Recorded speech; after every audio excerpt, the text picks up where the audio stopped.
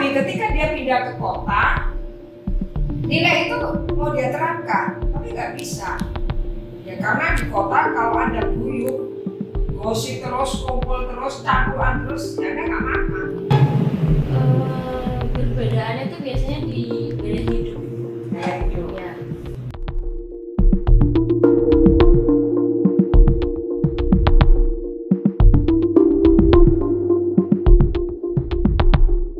Mahasiswa di politik juga sering ngomong, kota menjadi padat akibat dari urbanisasi.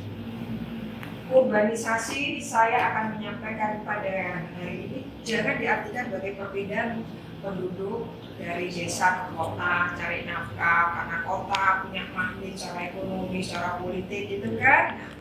Kita nggak sampai di situ aja. Saya mengajak Anda nanti di pendefinisian urbanisasi dan pendefinisian tentang perkotaan yang mereka praktekkan di pedesaan lalu dibawa ke kota. Ya, ketika dibawa ke kota, nilai-nilai norma-norma sosialnya sudah berubah, akhirnya menyebabkan menimbulkan konflik. Gitu ya. Nah, kalau Anda paham kehidupan sehari-hari warga kota di sekeliling Anda, tempat tinggal Anda, di desa maupun di kota ada pulang kampung gitu ya, pas lebaran Anda akan menemukan bahwa betapa guyupnya, kita ngomong guyup, ya, rukun, apalagi dualistik gitu kan. Nah, tapi ketika dia pindah ke kota, nilai itu mau dia terapkan, tapi nggak bisa. Ya karena di kota kalau Anda guyup, gosip terus, kumpul terus, campuran terus, ya Anda nggak makan. Anda ya nggak makan, Anda akan tetap miskin. Namun miskin, ya miskinnya nggak ada yang bantu, bodo amat, gitu ya. Belum lagi tingkat kekerasan secara ekonomi itu lebih besar daripada di desa. Kalau di desa tuh apa ya, kompak ya dalam bahasa, ada nilai-nilai yang masih melekat kuat. Kalau dalam bahasanya orang-orang sosiologi disebut Gemeinschaft. Interaksinya. Oh iya, interaksi. Jadi kalau setiap minggu itu juga aktif ada rapat RT istimewa. Bapak-bapaknya situ terus. Ibu-ibunya kemana? Kalau ibuku biasanya suplai makanan ke itu. Jadi tapi nggak semua. Jadi berapa? Yang dibicarakan di rapat RT apa ya? Isu-isu kalau yang dibicarakan. biasanya sih saya jarang ikut, yang ikut kan ayah saya gitu. Anda emang asli di Warung? Saya Asli Warung. Problemnya. Ketika ya. kamu dari mana Mas? Surabaya. Kebetulan saya juga berpindah setelah ke Surabaya. Sudah pindah ke Surabaya. Beda nggak kulturnya, perilakunya, sikapnya orang? Beda dulu kayak sekali itu masih kayak paguyuban. Masih ada kelekatan ya, kedekatan, kelekatan. Nah itu Sebenarnya kalau itu tidak, karena memang sebelumnya sudah melihat kayak orang-orang di Surabaya pastinya dari kota ya, urban ya, pastinya mereka perilakunya seperti ini. Saya sudah bisa membandingkan sebelumnya. Tapi betah nggak di Surabaya ada betah? Ada kosnya? iya, Kos. Teman kos Anda? kebetulan dari anak daerah kabupaten juga. Kabupaten juga. Jadi sama Anda merasa aman. Tapi Anda adaptasinya kesulitan nggak ketika kuliah? Bukan di kos ya, ketika kuliah. Mungkin lumayan susah karena memang saya kan dari desa ya, dan itu sangat berbeda sekali. Berbeda ya. Madiun apapun tetap masih kabupaten, kota Madiun ya. Ketika Anda dari Madiun ke Surabaya, apa yang Anda rasakan? Perbedaannya itu biasanya di gaya hidup. Gaya hidup. Ya. Gaya hidup, cara ngomong, ikut lalu lu gue. Memang lebih praktis ya dalam bahasa saya. Lalu terkait dengan pelayanan, ada lah pendidikan. Kalau saya di Sidoarjo lama.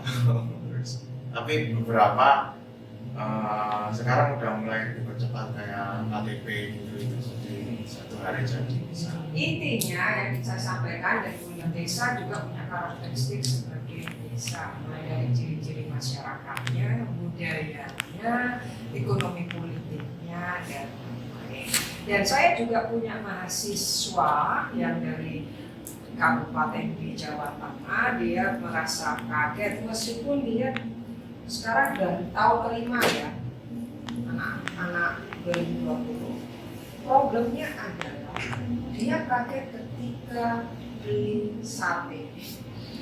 Contohnya sederhana sate. Ketika dia beli sate di Jalan Besar di Surabaya, di Jalan Kertajaya, harganya 23.000. Sedangkan di tempat kos saya di Gang depan rumah sakit itu lapangan hoki, saya bisa beli dengan uang 13.000. Kalau di tempat asalmu 10.000 boleh. Tapi problemnya, apakah mereka paham nilai-nilai, norma-norma budaya? Ngerti nggak? Bisa nggak kamu beradaptasi? Jangan sampai ada gesekan-gesekan kepentingan antara warga, antara tokoh, antara masyarakat yang membawa budayanya sendiri. Oleh karena itu, ketika kita membicarakan dan membaca fenomena-fenomena politik dari rezim perkotaan untuk mengakomodasi keragaman budaya, keragaman norma, keragaman nilai yang dibawa oleh kaum migran yang dibawa oleh para urbanis. Kasihan. Ya. Nah, kalau kita mau bicara lebih lanjut, ya akhirnya orang-orang penduduk asli itu dengan datanya orang-orang ini menjadi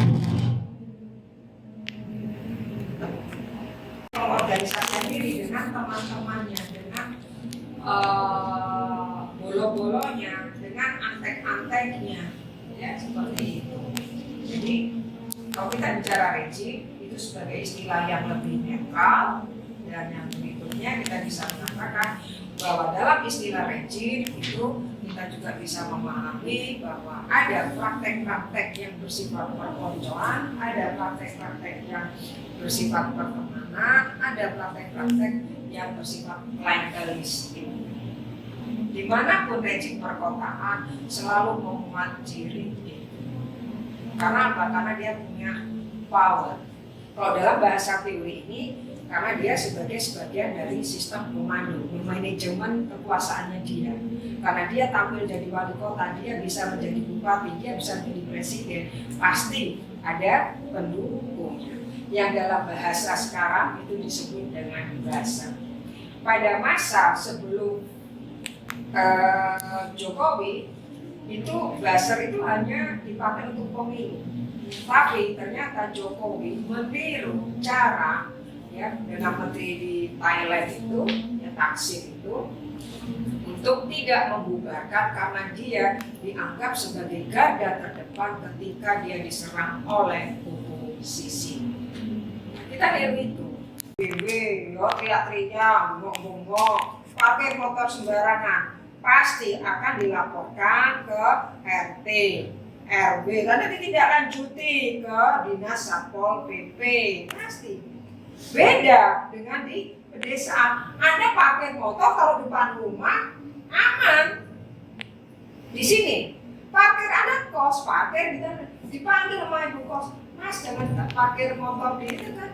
Artinya apa? Inilah pola hidup, ada nilai-nilai, ada norma yang kadang kita itu punya standar ganda. Ya, mahasiswa parkir di kampus ditata.